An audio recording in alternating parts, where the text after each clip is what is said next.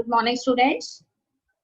So now I am going to explain the chemiosmotic hypothesis in Hindi for you. So beta, as you know very well, that chemiosmotic hypothesis is a hypothesis which gives us a complete explanation that how the ATP molecules they are generated in the light reaction. ठीक है, सभी students को बहुत अच्छे से पता है कि केमियोस्मोटिक हाइपोथेसिस हमें कंप्लीट एक्सप्लेनेशन देती है कि किस तरह से फोटोसिंथेसिस के दौरान एटीपी मॉलिक्यूल्स जो हैं, जो कि एनर्जी रिच मॉलिक्यूल्स हैं, वो कैसे जनरेट होते हैं। हमने इस चैप्टर के अंदर पढ़ा है कि फोटोसिंथेसिस जो है उसके टू फेसेस हैं, light face and the dark face. तो लाइट रिएक्शंस जो होती है फोटोसिंथेसिस की, उसको हम फोटोकेमिकल फेस भी कहते हैं। और लाइट रिएक्शंस जो है वो दो तरह की हैं, non cyclic photophosphorylation and cyclic photophosphorylation. और डार्क फेस जो है उसको हम बायोसिंथेटिक फेस भी कहते हैं। और डार्क रिएक्शंस या डार्क फेस उन्हें इसलिए कहा जाता है क्योंकि ऐसी रिएक्शंस जो हैं वो लाइट की एब्सेंस में होती हैं, नाइट टाइम होती हैं। और ये रिएक्शंस जो हैं इनको एनर्जी जो है वो किससे मिलती है, लाइट रिएक्शंस के दौरान जो एनर्जी रिच मॉलिक्यूल्स बनते हैं एटीपी NADPH, वो इन रिएक्शंस को प्रोसीड करवाने के लिए एनर्जी देती है। और आपको अच्छे से मालूम है कि डार्क रिएक्शंस के दौरान कार्बन डाइऑक्साइड का फिक्सेशन होता है। कार्बन डाइऑक्साइड गैस के 6 मॉलिक्यूल्स जो हैं वो 12 मॉलिक्यूल्स वाटर के साथ रिएक्शन करते हैं और उन्हें एनर्जी कहाँ से मिलती है, एटीपी और NADPH से मिलती है। और वो क्या बनाते हैं, एक मॉलिक्यूल ग्लूकोज का बनाते हैं जिसका फॉर्मूला है C6H12O6। और इसके साथ 6 मॉलिक्यूल्स जो हैं वो कार्बन डाइऑक्साइड जो है उसके फिक्सेशन के बाद 6 मॉलिक्यूल ऑक्सीजन के रिलीज होते हैं और साथ में ही 6 मॉलिक्यूल्स वाटर के भी रिलीज होते हैं। बट अब तक हम ये जान चुके हैं कि लाइट रिएक्शंस जो हैं उसमें जो फर्स्ट टाइप है वो नॉन साइक्लिक फोटोफॉस्फोराइलेशन। सभी बच्चों को अच्छे से पता है कि नॉन साइक्लिक फोटोफॉस्फोराइलेशन जो है उसमें दो तरह के फोटो सिस्टम्स प्रेजेंट होते हैं। पहला फोटो सिस्टम जो है उसको हम फोटो सिस्टम 2 कहते हैं, जो कि P680 है। अब देखिए होता क्या है, तो कहते हैं कि एक रिएक्शन है जिसको हम स्प्लिटिंग ऑफ वाटर मॉलिक्यूल कहते हैं। और ये रिएक्शन जो है वो फोटो सिस्टम 2 यानी P680 से एसोसिएटेड है। तो आप 2 मॉलिक्यूल्स अगर हम वाटर के लेते हैं, यानी we have 2 H2O molecules, then these 2 H2O molecules when they receive photon of energy, तो इनका क्या हो जाएगा, ब्रेकडाउन हो जाएगा। और ब्रेकडाउन होने के बाद हमारे पास 2 प्रोटॉन्स आ जाएंगे यानी 2H+ आ जाएंगे, प्लस हमारे पास 2 इलेक्ट्रॉन्स आ जाएंगे यानी 2E- आ जाएंगे। और एक मॉलिक्यूल हमारा यहाँ पर रिलीज होगा ऑक्सीजन गैस का। तो ये ऑक्सीजन गैस जो है वो बड़े आराम से एटमॉस्फेयर के अंदर चले जाती है। अब हमारे पास 2 प्रोटॉन्स रह गए हैं और 2 इलेक्ट्रॉन्स रह गए हैं। तो ये इलेक्ट्रॉन्स जो हैं वो कुछ टाइम के लिए फोटो सिस्टम 2 जो नॉन साइक्लिक फोटोफॉस्फोराइलेशन का पहला फोटो सिस्टम है P680 उसके अंदर रहते हैं। और जब तक कि उन्हें कितने नैनोमीटर की लाइट नहीं मिलती है, 680 नैनोमीटर की लाइट नहीं मिलती। ठीक है बेटे, तो स्प्लिटिंग ऑफ रिएक्शन जो है वाटर मॉलिक्यूल्स के, उससे हमेशा एक कॉन्टिन्यूस सप्लाई इलेक्ट्रॉन्स का बना रहता है P680 के अंदर। पर ये प्रोटॉन्स जो हैं इनका क्या होता है, तो कहते हैं कि ये प्रोटॉन्स जो हैं वो थैलाकॉइड की इनर मेम्ब्रेन, क्योंकि उसके अंदर नॉन साइक्लिक फोटोफॉस्फोराइलेशन हो रही है, तो वहां पर ये सारे प्रोटॉन्स जो हैं वो अपने आप को इनर मेम्ब्रेन के पास लोकेट कर लेते हैं। यहाँ पर हम एक चीज याद रखेंगे कि जब ये इलेक्ट्रॉन्स जो हैं वो 680 नैनोमीटर की लाइट एब्जॉर्ब कर लेंगे, जो कि फोटो सिस्टम P680 के पास पहुंचेगी, तो ये इलेक्ट्रॉन्स जो हैं वो अपने ग्राउंड स्टेट से, जो उनकी स्टेबल स्टेट है, वहां से एक्साइटेड स्टेट्स में चले जाएंगे जो उनकी अनस्टेबल स्टेट्स हैं। अब इलेक्ट्रॉन्स बहुत टाइम तक एक्स्ट्रा एनर्जी के साथ एक्साइटेड स्टेट्स में नहीं रह सकते, वो स्टेबिलिटी गेन करना चाहते हैं। तो इसलिए फिर से वो कहता है कि वो अपने ग्राउंड स्टेट में वापस लौटने की कोशिश करते हैं। और वापस लौटते समय वो बहुत सारे प्राइमरी एक्सेप्टर्स के कांटेक्ट में आते हैं। तो पहला प्राइमरी एक्सेप्टर यहाँ पे प्लास्टोक्विनोन है, विच इज PQ। और कुछ टाइम इलेक्ट्रॉन्स इस प्लास्टोक्विनोन के पास ठहरते हैं, उसे सर्टेन अमाउंट ऑफ एनर्जी देते हैं और फिर वहां से वो दूसरे प्राइमरी एक्सेप्टर के पास चले जाते हैं जो कि साइटोक्रोम कॉम्प्लेक्सेस हैं। ये एक्चुअली प्रोटीन कॉम्प्लेक्सेस होते हैं। ये इलेक्ट्रॉन्स को कुछ टाइम अपने पास रखते हैं और उसके बाद वो इलेक्ट्रॉन्स जो हैं वो साइटोक्रोम कॉम्प्लेक्सेस को कुछ एनर्जी डोनेट करके वो आगे प्लास्टोसाइनिन के पास चले जाते हैं और उसको भी इसी तरीके से कुछ एनर्जी देते हैं एंड लास्ट में इलेक्ट्रॉन्स की काफी सारी एनर्जी जा चुकी होती है तो वो फाइनली फोटो सिस्टम 1 जो कि P700 है उसमें गिर जाता है। वो फोटो सिस्टम 1 P700 में कुछ टाइम पड़े रहते हैं जब तक कि फोटो सिस्टम 1 जो कि P700 है उसके अंदर स्पेसिफिक वेवलेंथ जो कि 700 नैनोमीटर की कॉरस्पॉन्डिंग है, ये लाइट उस फोटो सिस्टम P700 तक नहीं पहुंचती। जैसे ही वो P700 फोटो सिस्टम 700 नैनोमीटर की लाइट एब्जॉर्ब करता है तो ये इलेक्ट्रॉन्स जो P680 में से आए थे और जिनकी एनर्जी लूज हो चुकी थी और जो P700 में फॉल कर गए थे उनको फिर से एक्स्ट्रा एनर्जी मिलती है और वो वहां से फिर से अप हिल मूवमेंट करते हैं और इस तरह से अपने एक्साइटेड स्टेट्स में फिर से आ जाते हैं। पर क्योंकि उनकी एक्साइटेड स्टेट्स जो हैं वो अनस्टेबल स्टेट हैं तो वो ज्यादा टाइम तक वहां नहीं रुकते और फिर से कई सारे प्राइमरी एक्सेप्टर्स के कांटेक्ट में आते हुए अपनी एनर्जी लूज करते रहते हैं और ये एनर्जी जो लूज हुई है P680 से P700 में जर्नी के दौरान और प्लस P700 से जब वो वेरियस इलेक्ट्रॉन एक्सेप्टर्स में से पास होकर लास्ट इलेक्ट्रॉन एक्सेप्टर जो यहाँ पे NADP है उसके पास पहुंचते हैं तो वहां NADP के पास वो एक्यूमुलेट कर लेते हैं, इकट्ठा हो जाते हैं और आपको पता है कि एडिशन ऑफ इलेक्ट्रॉन्स को रिडक्शन कहते हैं। अब देखिए जब भी इन इलेक्ट्रॉन्स ने अपनी जर्नी करनी है तो वो अपने आप नहीं ट्रांसपोर्ट होते, वो हमेशा प्रोटॉन्स की हेल्प लेते हैं। प्रोटॉन्स के ऊपर जो है वो अपने आप को लोकेट कर लेते हैं और प्रोटॉन की हेल्प से वो एक जगह से दूसरी जगह पे पहुंचते हैं। तो इस तरह से NADP जो है उसके पास एक एंजाइम है जिसका नेम है NADP रिडक्टेस और ये एंजाइम जो है वो इलेक्ट्रॉन्स का एडिशन कर लेता है और इस तरह से NADP मॉलिक्यूल जो है वो NADPH बन जाता है और उसके साथ जो प्रोटॉन आए होते हैं वो NADPH के साथ H+ के फॉर्म में अरेंज हो जाते हैं। इसलिए नॉन साइक्लिक फोटोफॉस्फोराइलेशन में हमें ATPs के साथ साथ NADPH भी मिलता है। ठीक है बेटा, अब केमी ऑस्मोटिक हाइपोथेसिस हमें ये बताती है कि ये ATPs जो हम कह रहे हैं कि नॉन साइक्लिक फोटोफॉस्फोराइलेशन में भी बनते हैं एंड साइक्लिक फोटोफॉस्फोराइलेशन में भी बनते हैं, तो ये ATPs जो हैं वो एक्चुअली बनते कैसे, ये हमें कौन बताता है, केमी ऑस्मोटिक हाइपोथेसिस। तो देखिए आपको एक डायग्राम नजर आ रहा है आपकी स्क्रीन के ऊपर और उसमें आपको थैलाकॉइड की ये मेम्ब्रेन दिखाई गई है स्फेरिकल फॉर्म में और ये इसका ल्यूमन है। ल्यूमन वर्ड का मतलब कैविटी होता है, यानी थैलाकॉइड मेम्ब्रेन का अंदर का स्पेस है। यहाँ पे आपको फोटो सिस्टम 2 नजर आ रहा है, देन आपको फोटो सिस्टम 1 नजर आ रहा है। आपको मालूम है कि फोटो सिस्टम 2 P680 है और फोटो सिस्टम 1 P700 है और उसके बीच में आपको कई सारे यहाँ पर प्राइमरी एक्सेप्टर्स दिखाए गए हैं।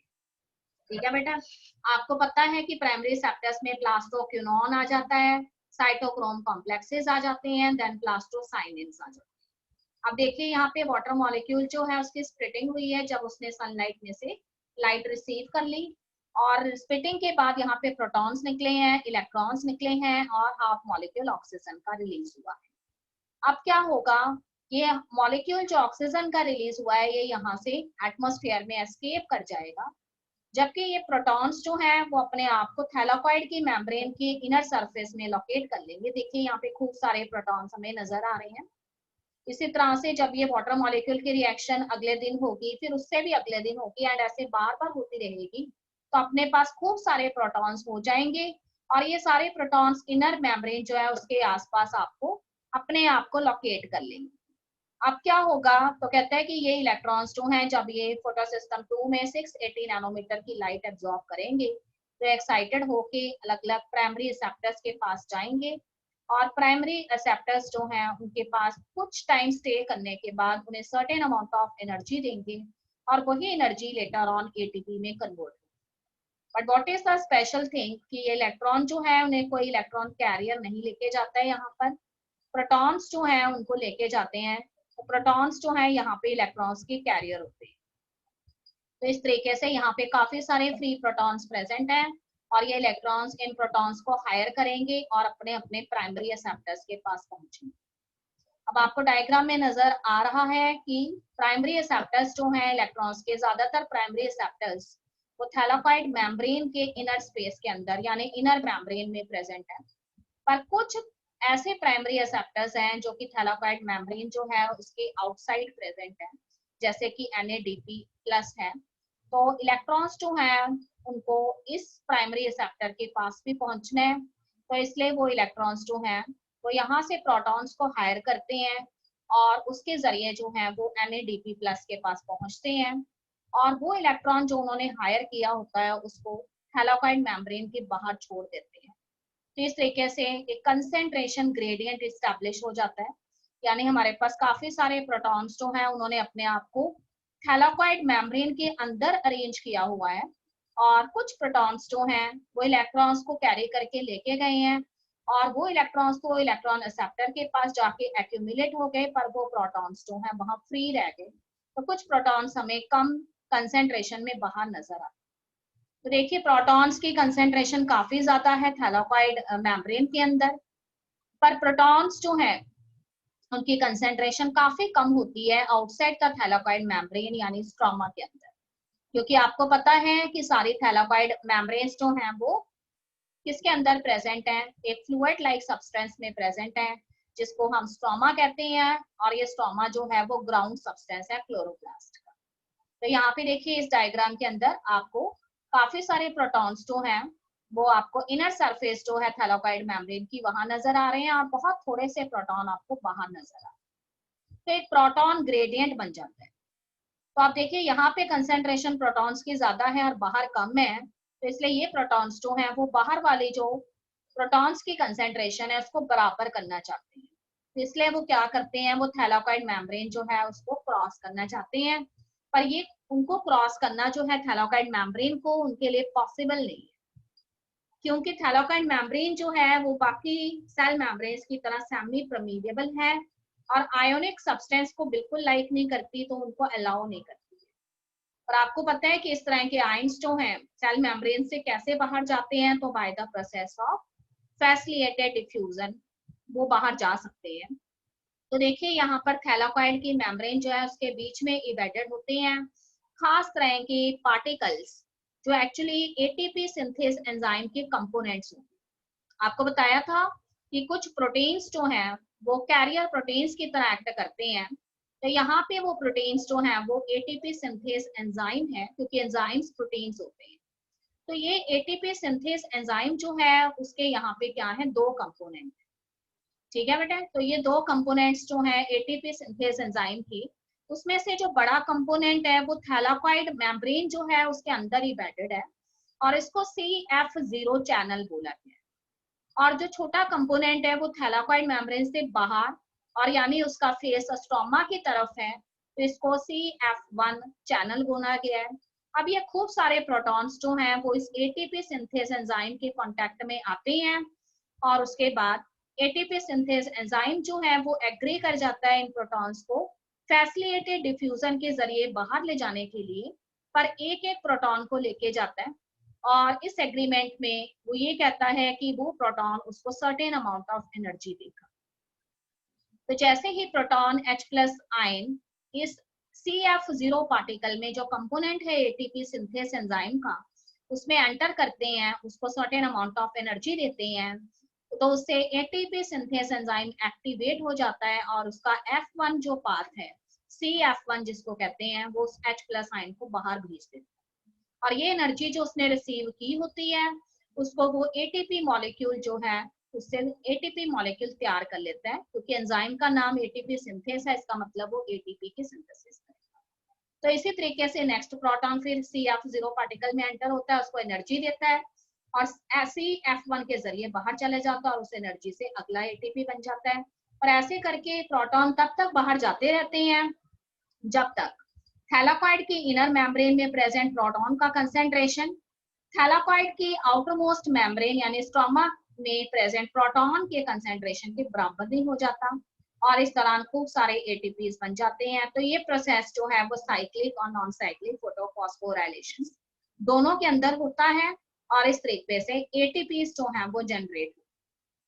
तो केमी ऑस्मोटिक हाइपोथेसिस हमें ये बताती है कि किस तरह से एटीपी सिंथेस एंजाइम जो है वो एटीपीज बनाता है और फैसिलिटेटेड डिफ्यूजन प्रोसेस के जरिए वो एटीपीज बनाता है।